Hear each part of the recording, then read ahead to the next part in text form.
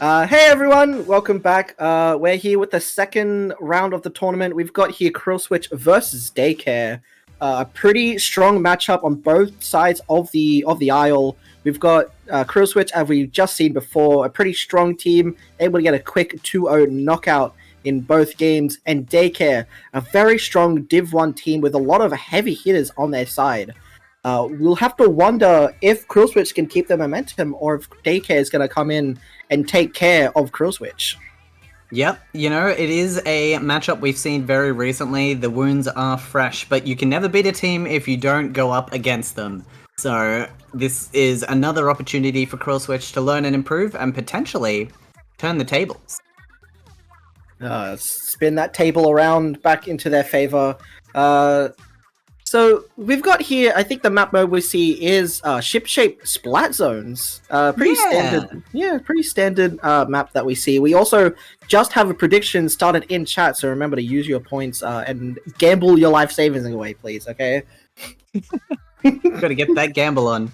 Splat zone ship shape. We see this one a lot, and it's because it's a fairly standard, neutral splat zones map. It benefits a lot of different types of weapons, but none more so than others too strongly.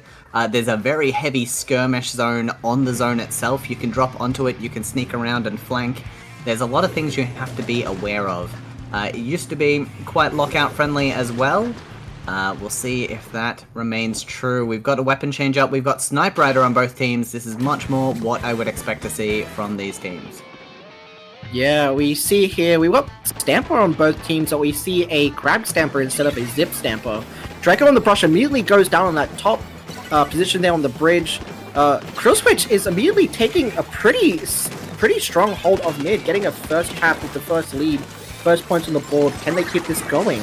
Ooh, well-placed Tacticaler as well. That's going to buy them some space. Reef Slider does buy them a bit more time and manages to escape as well. Meat playing on borrowed time, but does finally get splattered with 3 down and the last in a very bad spot. They should super jump out, and they do. That is going to be Daycare now in map control. Yeah, with a pretty swift retake, Daycare is able to push up really far into Krill's court. We see here a crab coming out as well, but it gets taken down. Another crab comes out. Zinnia here on the very off angle, but I don't think it's going to get too much value other than just stopping Daycare from taking any further positions outside of the zone. But it seems Krill are 2 down, so it's unfortunate. Draco running up. It was some good cover fire for the team, but unfortunately Krill weren't quite able to capitalize. Draco now in a very strong position to pressure these ledges, and with Tacticaler they can easily bail out when they are no longer useful in that location. We do see Meat Boy rushing for the zone, trying to buy some space. Red Eye trying to get those hits with the Trizuka as well, but doesn't find anything. Ultra Stamp's going to cause a bit of problems. We see the paint, but the Ink Mines are going to slow them down. I don't think we're going to see a retake. What is that? We just saw an Ink Mine clutch out a few more points for Daycare right there. Krill able to come in and just barely get the penalty onto Daycare. But we see here one goes immediately down. Meat Boy jumps in, goes down again. Unfortunately, the pen on side of Daycare is down, so that's a pretty good pick. But then Krill pen immediately goes down as well, a jump out, and Daycare is now in a pretty strong position. But Krill really needs to come in and just take as much space as they can. They do get a good pick there. Yeah, we've got penalty on the board now as well, so Krill can afford to take this a bit slower than they did before. They are managing to control the map at the moment, though Red Eye having to take some precarious positions to do so. Zipcast is going to threaten the backline. This could be a problem if they are able to, but no, they run out of special just in the nick of time. Ultra Stamp takes out the Crab Tank in an excellent display of acrobatics. Doesn't quite get the yeet. No, and it seems the Stepper has rushed towards the pen, taking the pen out on Krill. That's unfortunate, as the pen provides a lot of paint, able to keep zone contested. But unfortunate that pen go down as Daycare takes the zone back and puts that hefty penalty onto Krill. It's not looking good. Very spread out in a way that was going to cause them problems, but we saw Krill win a couple 1v1s there and get more points than they probably should have gotten away with. We do have Ink Mines on the splat zone now from the Ink Brush. Crab Tank's going to provide some cover as well. That's a very dangerous place to be. just managing to survive those explosive shots. We've got Jazz farming for Cooler on the back line. They've got a bit more penalty to work with, but they cannot be complacent. They don't have as long as it feels like they might. There, you see the brush runs up towards the crab there, trying to get the sneaky pick as it tries to roll away. Draco is just rushing down this damper as much as it can, just being an absolute distraction and annoyance, a pesky fly in the face of the crab. But Krill Switch is able to get 3 down and run in for the retake, hopefully. Amazing Red Eye using that Trizuka to full effectiveness, getting, I believe, 2 splats in that moment. And the team continues to get splats against the enemy respawn, which is huge. They're scoring points now. We have the yeet, but it doesn't quite land, which means we're going to see a bit less special control available to Daycare in this moment. They're able to get neutral, but will they be able to take? No, they aren't able to take. Daycare is still having a hard time to get back into here. After being locked out for so long, Krill Switch has been able to lock Daycare out of the game, it seems. We see a crab coming in here. Getting thrown a nice pencil pick by the Zuka there. Daycare can't quite seem to decide if they want to get the zone control or take the fights, and because of that, they split their forces, lose out on ink control, lose control of the zone, and Krill Switch are going to be taking the first point in this set. What an amazing showing from both teams, but it seems Krill Switch was just slightly a bit more effective towards the end there, as they were more focused on keeping zone and keeping Daycare away, and Daycare just didn't know what to focus on, either getting picks or getting zone. Yeah, you could see when they had a lot more scoreline to play safe, Daycare were a well-oiled machine. We saw Brush going out and getting flanks, the rest of the team following up from behind, support doing its job at the back. But once we got to that danger scoreline, they weren't quite sure what to do. Comms got a bit scrambled. They weren't expecting to lose as many players as they were. And the fights went in Krill Switch's favor. They're going to be taking that first point and moving through to the second game with that advantage. Yeah, and do you think Krill Switch is going to keep the momentum, or is Daycare going to come back and swing back, taking a game off of Krill Switch? Well, we are using counter-picking from this point on in the tournament, and it is best of 5, so Daycare now in control of what we play. They're probably not going to pick something that Krill Switch are comfortable with, which means we're probably not going to be seeing a Clam Blitz. It looks like the pick has come through. We're going to be playing Tower Control on Mako Mart next. Ooh, a very strong map choice. A very good map all around. There's a lot of nooks and crannies. The tower control, the tower path goes right up against the enemy plat, so you have to be able to take out as much as you can, or at least have a special that defends that position, like a bubble or a strikes maybe. How do you think both teams are going to deal with this map? Well, tower control on this map has traditionally been quite stally in the opening moments, and I think now that Krill Switch have earned a point on the board, I think we're going to see a little bit of that. Early points are probably going to be quite back and forth, playing over stack, not really focusing on the tower until a team obtains a significant advantage. But once that advantage is achieved, a lot of players on both of these teams like to get really aggressive, using that tower to jump up onto snipe platform or potentially flanking all the way into the enemy drop. I think we're going to see some players out for blood on this next match. Yes. Can't wait to see the game get started.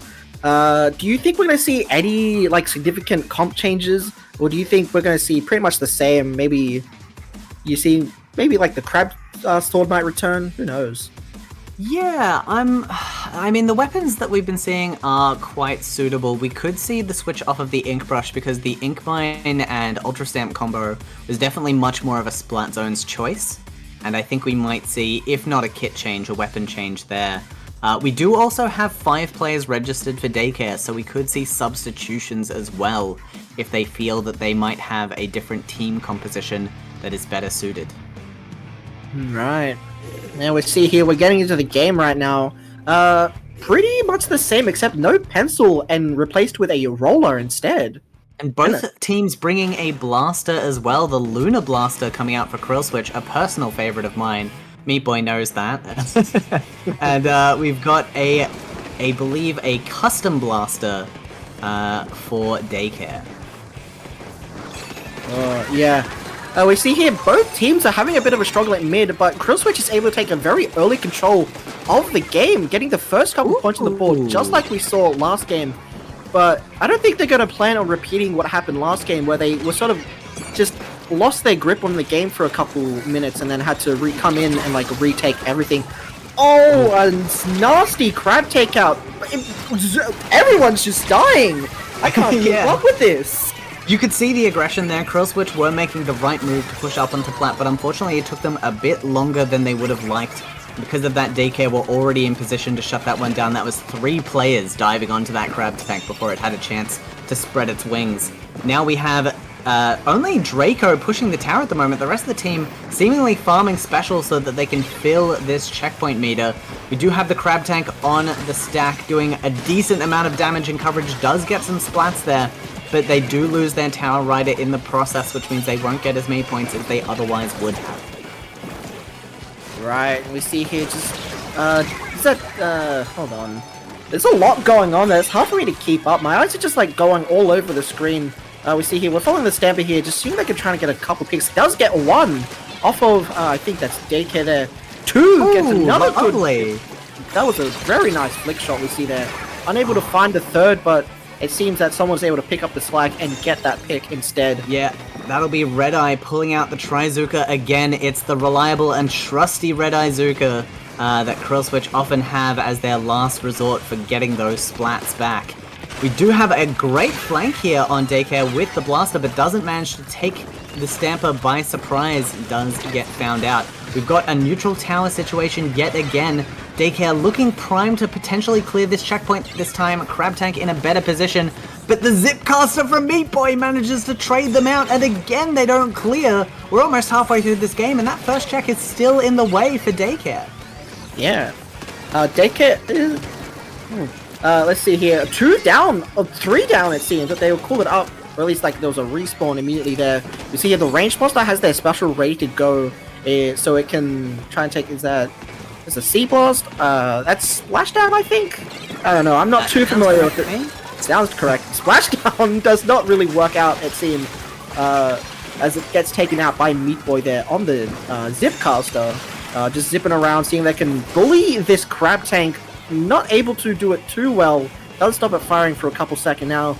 Just both teams are now just trying to fight each other for mid. Meat Boy goes down to the other blaster there. George and Big. These names never cease to amaze me. You know, it'd make our jobs easier if they use their actual ones, but what are we gonna do?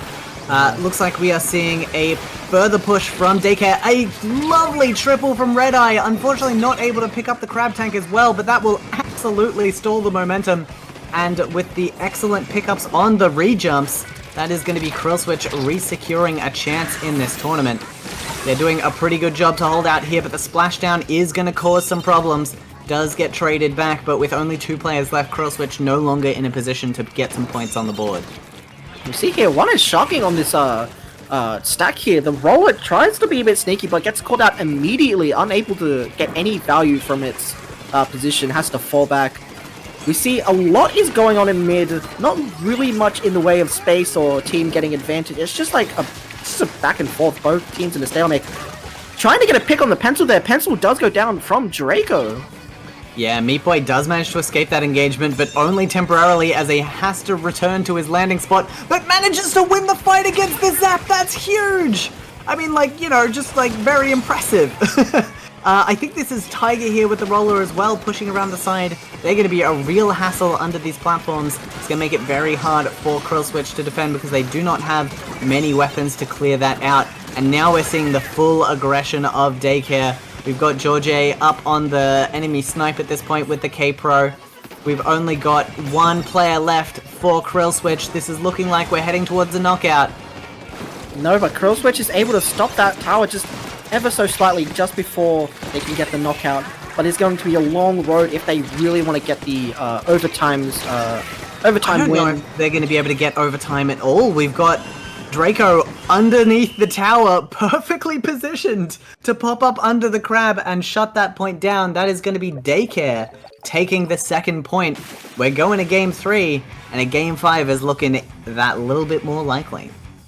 Yes, we see that basically almost the exact same thing happened as last match, where Krill Switch was able to come in get the early points, get the early lead, but Daycare just swings back immediately, full force, like just 2 times the amount of effort that Krill Switch put into that first push. They came in and just took the lead and just took that points just off to the horizon as far as they could throw it, and as far as they could throw it.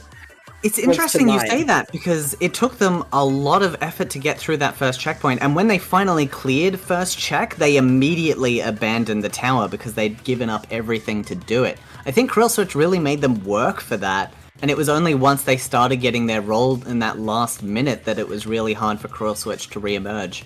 It could just be that we're seeing a bit of rust on Daycare, and that rust is breaking off very quickly.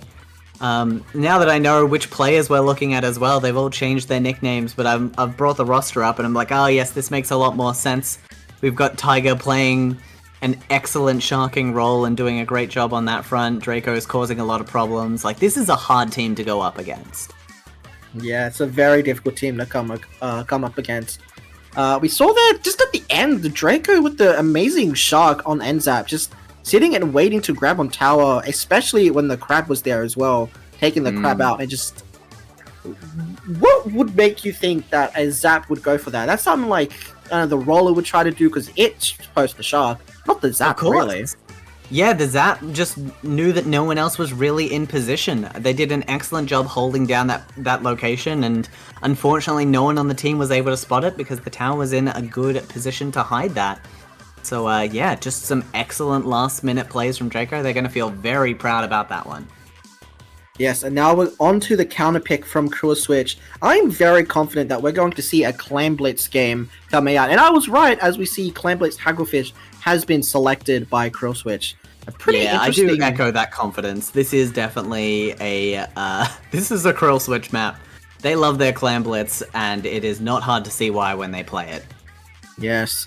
Now, speaking of Hagglefish Clam Blitz, it's a pretty mid-of-the-road map. You don't see it too often, but you don't see it too not that often. So, what is with this map? You know, you have the 2 streets on right and left. You have the very important position of the tent. And I think on Clam Blitz, or... Is it Clam Blitz that has the little, like, thing that the people can climb onto the tent? I'm not sure. No, I don't think Clam Blitz has that. Though I could be misremembering. It has been a while since I've seen Clam Blitz on Haggle. One thing I do know about this map for sure, though, is it benefits a sneaky playstyle. There are lots of places to lose your opponent, lots of places to go into hiding. Because of that, it really benefits a lot of the close range and zippy weapons that teams could be running. And seeing the sploosh on Krill Switch confirms for me that that is exactly the playstyle they are going for. Yes, and I was correct. This is the map mode where there's a little thing that goes up onto the tent. Yeah, I was like trying to think, what other mode would really need that other than Clam Blitz? And we see here... I was trying to think of where the basket was as well, and because it is all the way back up there, you don't want to have to force your teams to run up the switchback ramp, so that does make sense. Yeah, both teams here immediately trading 2 for 2. The Gal there was able to find 2, but while they were finding 2, Krill Switch also found 2. Ooh. Lovely catch there by the Ultra Stamp. Just manages to stop that jump from escaping.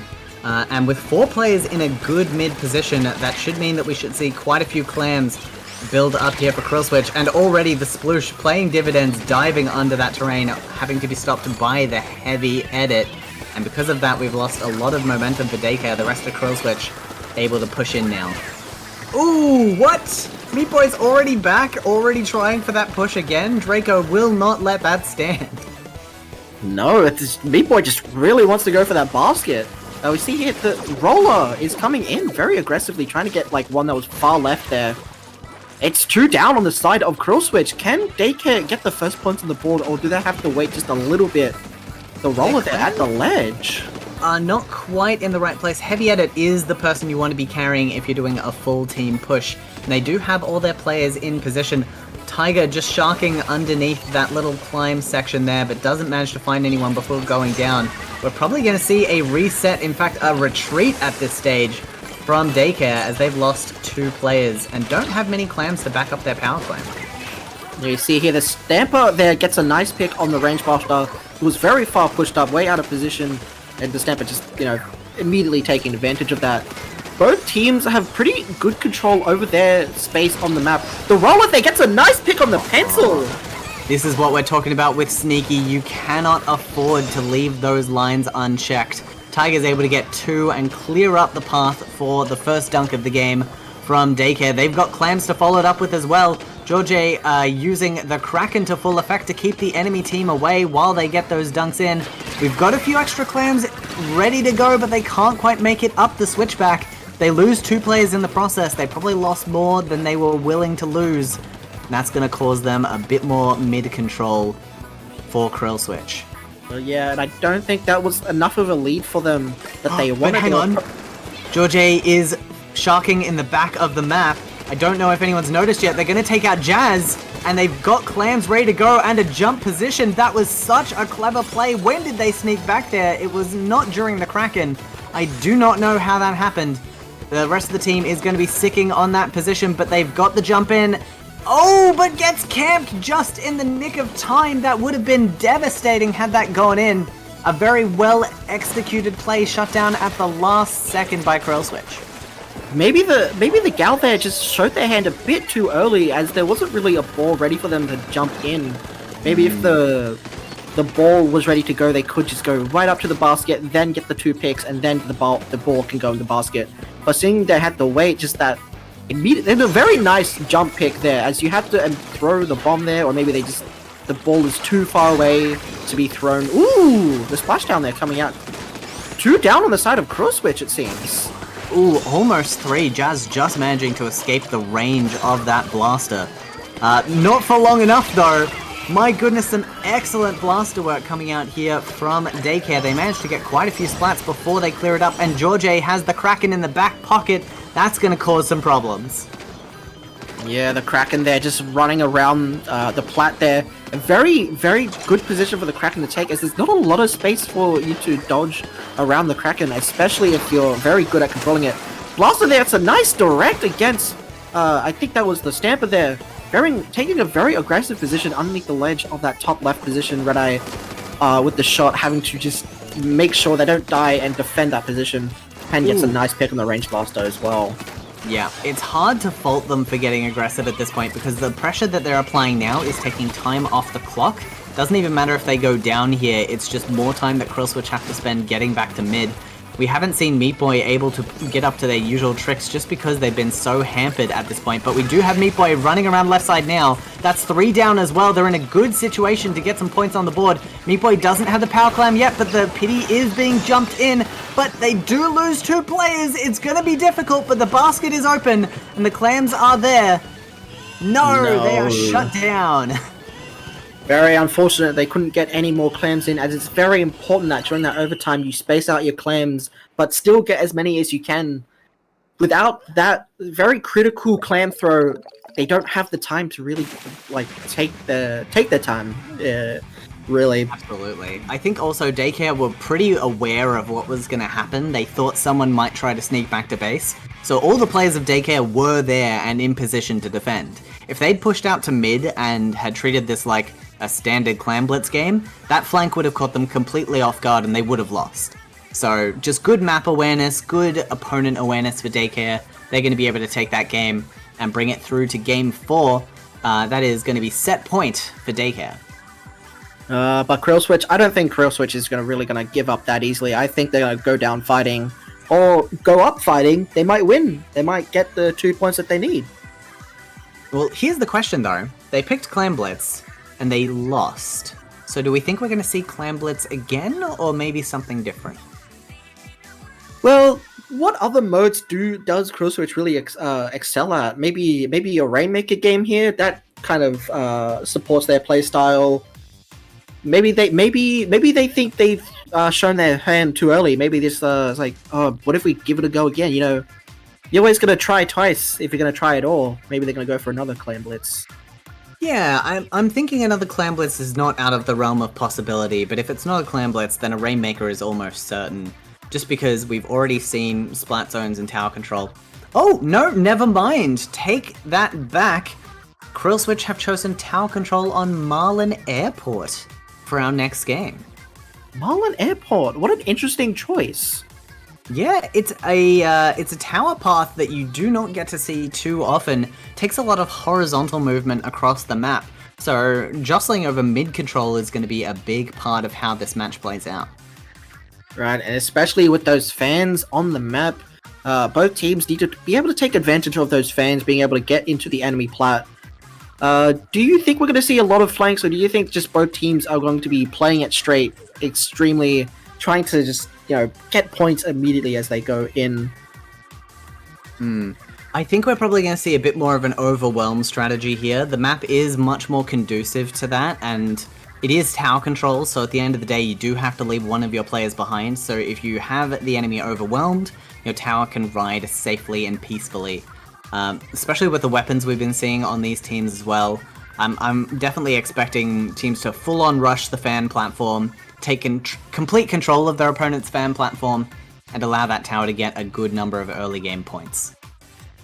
Right, and just stepping away from the map itself, what do you think we're going to see from comp-wise? Do you think we're going to see too many changes? We've seen some slight variations from both teams so far. Do you think they're going to stick to their guts, or are they going to try something new?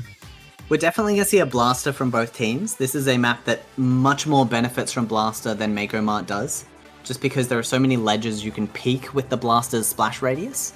Other than that, though, it's hard to say. I do not see this map mode get played very often, so I don't know if teams will have pocket picks for this, or if they're just going to play it safe. They seem to be playing it safe, but we do see a Squeezer come out, and a Clash Blaster. Now that is a surprise. Clash Blaster coming out from Krill Switch is going to be interesting. I don't feel like they have a lot of damage synergy with the rest of the team, so I'm just going to trust that Meat Boy knows what they're doing in this situation, and hopefully we'll see some evidence of that as the match progresses. Yeah, we see here Daycare already taking a very strong hold of mid. Still not getting on the tower just yet, as they do want to make sure they can get enough points to sustain a pretty good lead. They have just jumped on the tower. One down on both teams there. We saw exactly what I was expecting here. Daycare rushing that fan platform and just fighting the opponent in front of it. They don't want the opponent to have control of that fan platform because it's a very good defensive position, especially for a team running a Snipe Rider. Already you can see the rest of the team are going to be riding the tower up to position. Draco is going to have a hard time staying on there. In fact, has to retreat from that point, so they're not going to be pushing on second checkpoint anytime soon. But it's a good opening push, and I think Krill Switch are going to have their work cut out to retaliate. Yeah, we see here Krill Switch, in order to retaliate, brings out the crab on that far left fan. Has to go into ball mode in order to help get a pick there. 2 down, they've taken 2 down.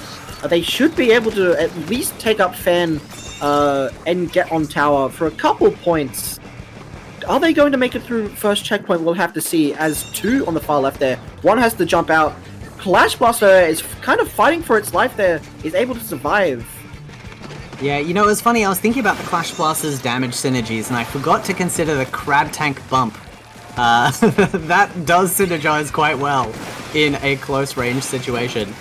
We do have Meat Boy busting out a Trizuka of their own, does manage to get some damage on some allied targets, and that is going to allow them to push up onto plat here. They're in complete control of the lower platform area. That is going to give them lead. I don't think they're going to be able to clear the checkpoint here, especially losing 3 players in that situation. That's a soft wipe right there. That is going to be a complete turnaround. And we've got 3 specials ready to go for Daycare, so they're going to turn the aggression on immediately.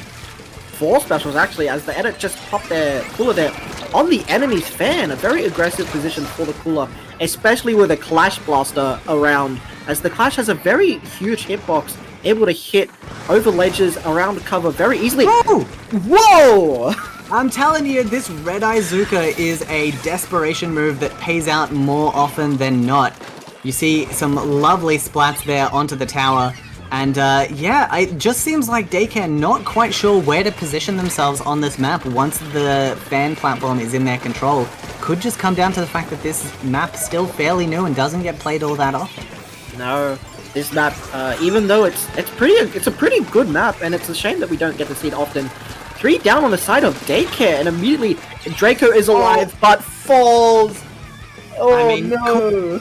that will be a recoverable mistake, and it was essentially it was a forced error. They were going to get splattered if they stayed on the platform, so no real time lost there for the team. We do have another attempt at a push from Krill Switch, but the roller is going to be able to trade out on that one and stall the momentum. Krill Switch, cool it up. They're already back in position to keep going. They've got control of fan platform. Draco does have the range to pressure the tower from there, so Krill Switch going to have to wait for the rest of the team to catch up before they make this play. Ooh, the Zuki gets a nice pick against the Edit. Very strong, very good pick there. Both teams now just recuperating. Krill Switch is trying to keep their push alive, but they just seem to be like going down to a couple good picks from Daycare, just like stopping that momentum just ever so slightly. And we just see Krill Switch really desperately trying to keep that push alive. It's the splashdown coming out from the range blaster. The blaster has to jump out. Unfortunately, can't find anything, and Clash Blaster wins that 1v1 as long as no directs happen. That is going to be it's an all-out brawl at this point. We're seeing players going down on both sides of the field. We've got a good amount of jumps in from Daycare, so they're in a position to take this back. We've got Toxic Mist being lobbed heavily. That's 2 Toxic Mists laid on the fan platform. So the only way to ride up is with the tower. Big Bubble is going to buy them some space, but not quite enough. 3 points to checkpoint, 2 points, 1 point between them and victory, and they managed to pick it up. That is huge pickup for the team. And while we do have essentially a wipe on Daycare with only 14 seconds left, Krill Switch now needs to take this back in overtime to win this map mode and stay in the winner's bracket. It's going to be close. Krill Switch is in a very good position here, as all 4 of their members are up in very good positions. The Pen sitting on the tower. I just saw someone going for a nasty flank there. Krill Switch are 2 down, and 1 goes for the tower. That is game, set, and match. Daycare takes the set 3-1 against Krill Switch. What an insane game that we just saw there. Yeah, I mean, that flank round on the fan platform proved critical, splitting Krill Switch's offensive force. I mean, they did not have the firepower to push through. It was such a close game, but the big bubbler combined with the jump-ins from Daycare was just enough to secure lead. And a 1-point lead at that. I mean, incredible stuff. That is going to be Daycare moving on to winner's bracket final. Krill Switch going to be jumping down to loser's bracket, where they will have to face off against Spellbound by the looks of things. Spellbound winning the match against Pickup Team. So it will be Spellbound and Krill Switch in losers bracket semi, Daycare and our Japanese team in our winners bracket final. And we're very excited to see how that winners bracket finals is going to go, as we've never seen that other team before, and we pretty know Daycare all that well. So we'll have to see just how these new kids on the block, how strong are they? Can they kick the other strong kids on the block off the block? Who knows? Yeah, I think it'll be good to see. I'm also very curious about that losers bracket game, so we will keep you posted on the results of that as we know them. But in the meantime, we're going to take a short couple-minute break while we get our setup ready for that winners bracket final match. Don't go anywhere, we will be right back.